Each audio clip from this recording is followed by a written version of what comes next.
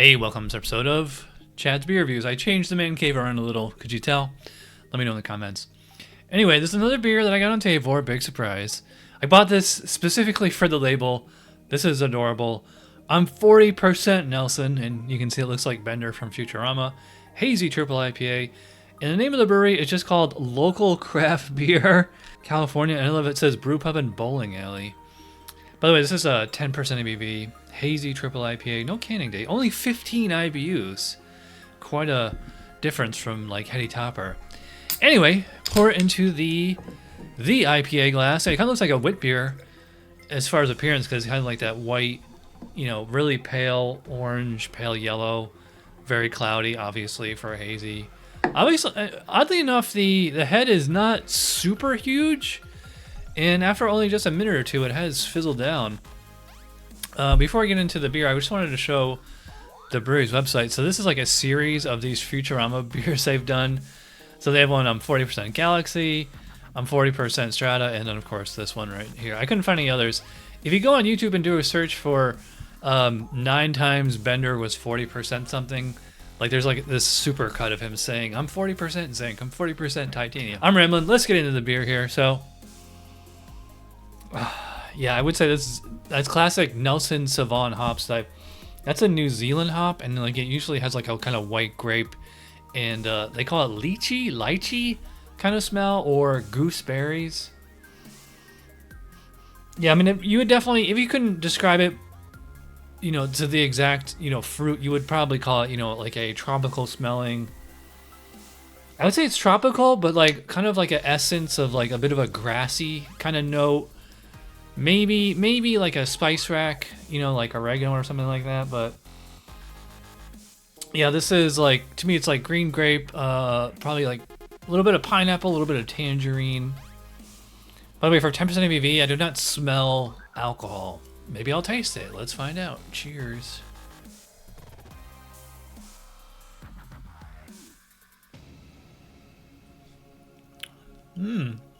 Okay, wow.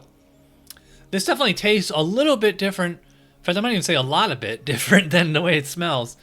Because it smells, like a fairly standard hazy or like, West Coast IPA. But its flavor has like this remarkable sweetness to it. Like almost like a vanilla character or almost like a pound cake kind of character.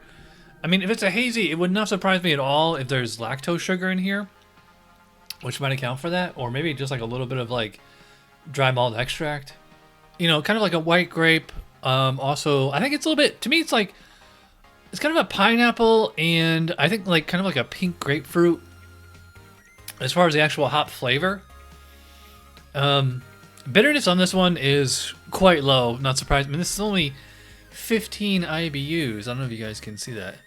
In fact, the whole series, all 3 of the beers in the series are all 10% ABV, 15 IBUs. I mean, like, that's insane compared to, just 10 years ago. Like, consider 𝗕𝗘𝗧𝓢. That's, I believe that's 8% ABV and 100 IBUs, or like Stone Ruination and Ballast Point, Sculpin and things like that. Big, huge Imperial, very highly, Dogfish had 90 minute. That's 90 IBUs. And this one's only 15. That's like slightly more than like a Hefeweizen. I'm trying to put my finger on like, what's that mystery flavor. I mean, I guess because it's, like they said, 40% Nelson, you're going to pick up some flavors and characteristics that you might not pick up where it's like just like one of, like if it's 20%, like if it's one of like 5 different hops or something like that. Again, I do say, like, to me, it's like slightly like vanilla. It's probably like the most approachable triple IPA I've ever had. I'm not even sure I would consider this a real triple. Because like most triple IPAs, like the triple comes from the triple IBU, like 100, so it's triple digits, so triple IPA.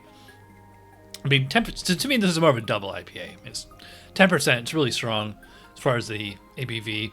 And I will say, like, I am not picking up on any alcohol, like flavor or warmth or anything. It's not warming my throat. I mean, it might warm up my throat like a tiny little bit, like really briefly, and then it goes back to normal after a few seconds.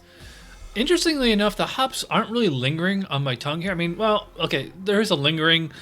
It's like like I said, kind of like a spice rack seasoning kind of thing, or a grassy, but you know, not nearly to the extent of like Heady Topper or like a lot of the like old school West Coast IPAs. And a lot of triple IPAs that I've had, even if they've been 10%, like say like Founder's Devil Dancer, they tend to be like super thick, like just barely carbonated syrup. And to me, this has like the body of like a standard like 6% hazy.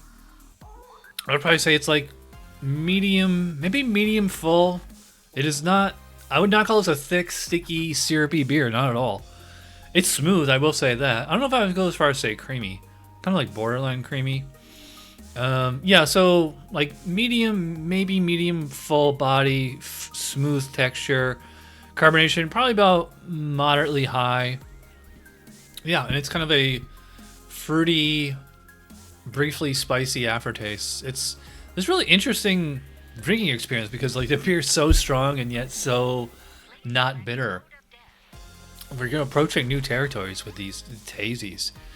Before I get into the rating, got this on 𝗕𝗄𝓬. Link in the description below. This is only $6.99. I think that's a great deal. It's like what I would pay if I was at Total Wine.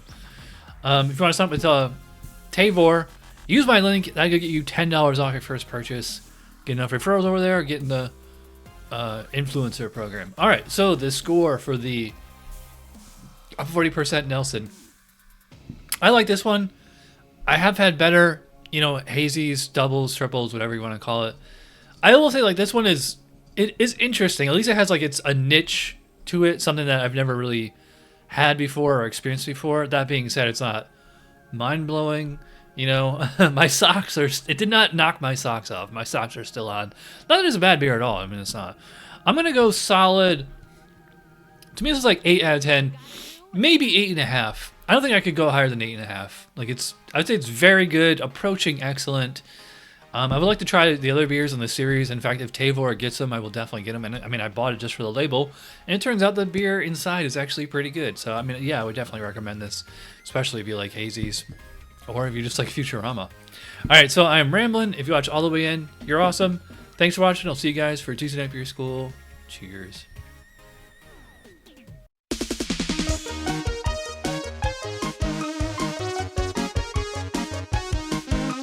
Somebody brewed it, Chad just reviewed it. Thanks for watching Chad's Beer Reviews. Trust me, the next episode will be a lot better.